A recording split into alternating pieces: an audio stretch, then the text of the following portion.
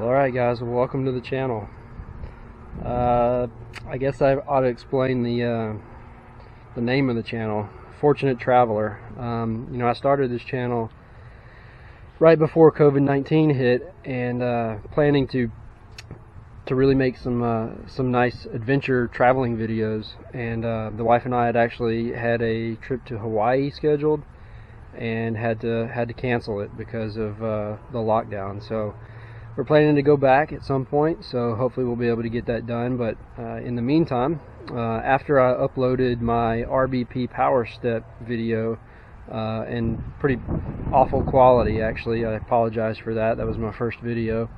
I actually received some questions regarding the steps, and so I kind of wanted to walk through the truck itself. I've done a few things to it and planning to still do some more, so I'm going to go ahead and walk through that. The truck is a 2019 Chevy Silverado 1500. It's a RST model, which means it's got the color match bumpers, which I really like, and a few of the black elements. I have debadged the tailgate, and I'll show you that.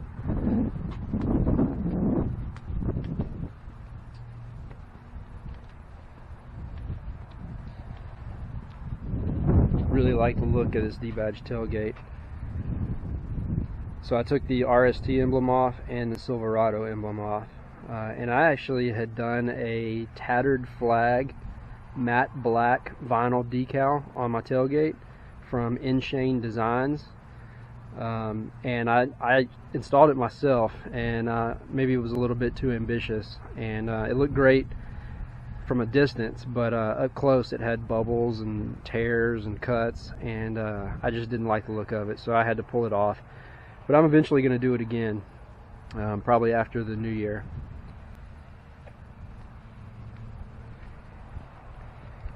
So the truck itself has a 7-inch rough country lift and 20-inch fuel off-road lethal wheels, 12.5 by 20, obviously, 35-inch tires. Right now I've got some SureTrack Wide Climber MT2 tires on there, which are probably the cheapest mud terrain tire you can buy. And once I go through these, I'm probably going to put some Nitto all-terrains. I'm also going to do cat skin interior. So it currently has cloth, but I ordered a brown mahogany color cat skin leather kit, front and back, actually yesterday, and so I'm guessing I'll probably have some videos of that coming up in 3 weeks or so. My local Chevy dealer is planning to install that. Pardon me. And then we've got the RBP power steps. So I really like these. I installed them myself, and I really preferred these over the Amp Research ones because they come with 2 motors on each side, and it didn't tie up my diagnostic port. On the Amp Research ones, there's a plug-and-play option where it plugs into your diagnostic port on your driver's side, and I didn't want that because I wanted to keep that option, that spot open for a future tuner. I don't know that I'm going to do a tuner, but it's nice to have that option. And I did install these myself, and it took probably 4 or 5 hours. It wasn't terribly difficult. It just took a long time. Really, most of it was the wiring. The mechanical part, hooking up the motors, setting up the rails, was not a problem at all. In fact, on the Chevy Silverado, I think it's the non-custom model, so RST, LTZ, LT, I think all of those, these motors fit in the stock hole locations that, like a static running board would go in. So I didn't have to do any drilling, nothing like that. It just went straight up in there. And I actually had some Predator, rough country Predator steps that I removed in favor of these. I really like them. I'll show you the gap, the mechanism as it closes, and then show you the gap between the rocker panel.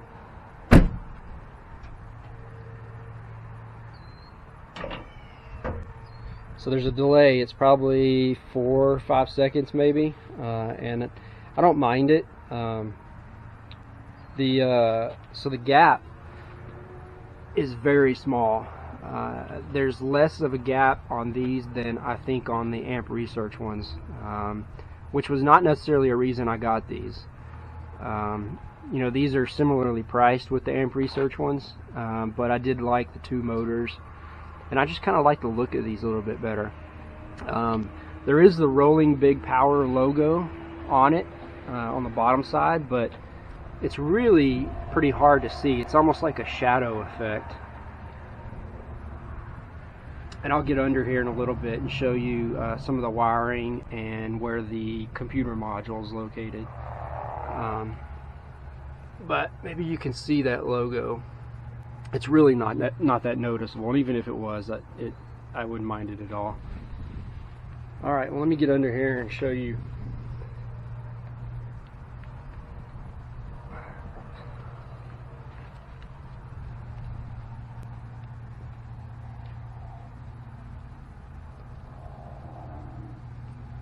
So there is the computer, and you can see the wiring loom.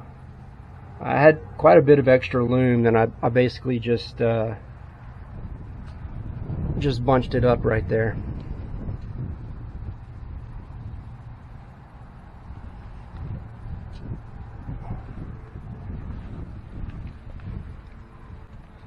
So let me go around the passenger side and I'll show you where it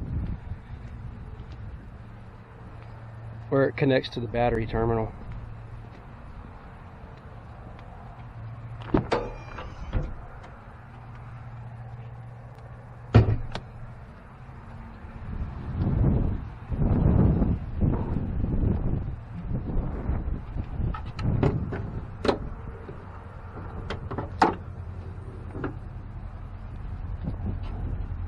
So the wiring harness plugs up. There's 3 posts that are right here on the battery terminal. Once you take this top off, there's 3 posts right here, and it's plugged into, I think, the 3rd post on there. And from there, it goes, basically follows the top of the wheel well liner, and then goes to the bottom undercarriage, and then follows the frame, and then up through the passenger side floorboard. Like I said, that part, the wiring part, was probably the most difficult part, but it wasn't horrible.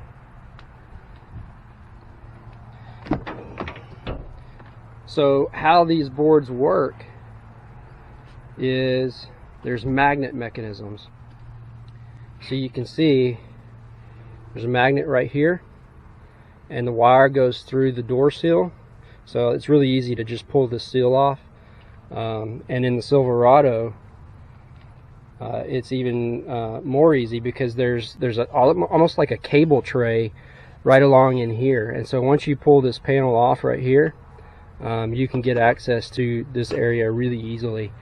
Probably beyond the wiring, the most difficult part for me was actually removing the B-pillar trim. Right, for whatever reason, I really had a hard time with this.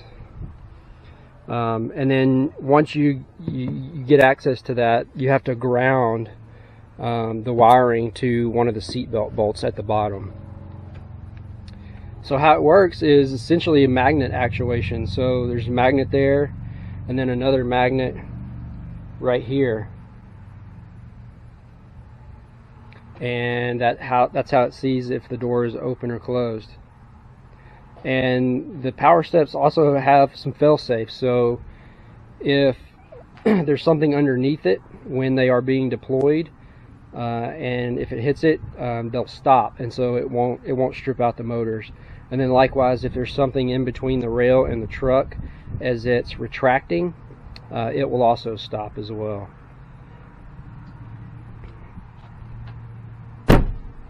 And let me show you the override switch. So there's an override switch that allows you to basically turn the steps off. If you were off-roading and you didn't want the steps to come out and scrape something as you got out of your vehicle, there's a switch right here that allows you to do that. And so if you listen, I'll turn it off and they will retract automatically even though the door's open.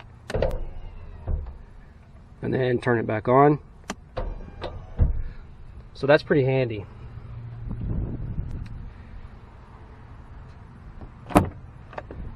And it obviously works for both doors, all 4 doors individually.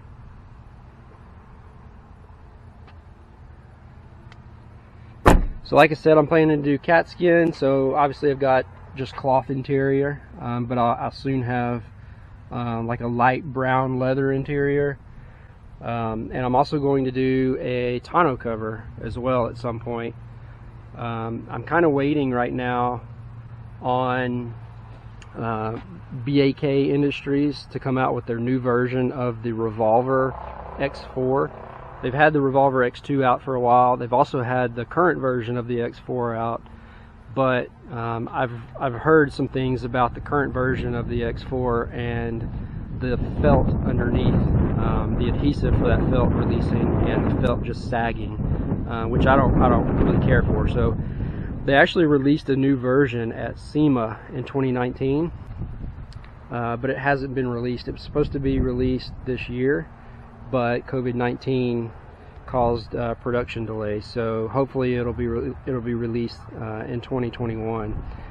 So I'm planning to get that one. And one of the reasons that I've had a trifold before, and because this truck is lifted and I'm not super tall, I really prefer the rolling kind, and also the fact that it doesn't obscure the back window.